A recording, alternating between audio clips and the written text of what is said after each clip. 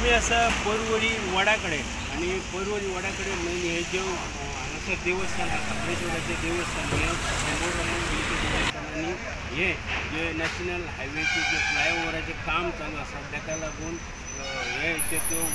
जे देवस्थान आसा ते शिफ्ट जावचें म्हणून हे आनी त्या उपरांत लोकल स्थानीक जे लोक आसा तांच्यांनी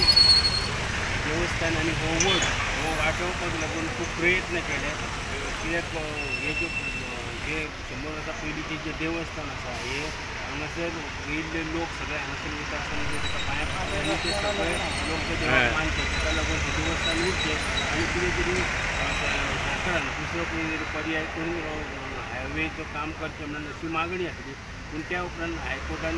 ऑर्डर दिल्ली की ह्यो हांगासर जो वड आहा तो कापचो म्हणून आनी त्या प्रमाणे आयज सकाळीं हांगासर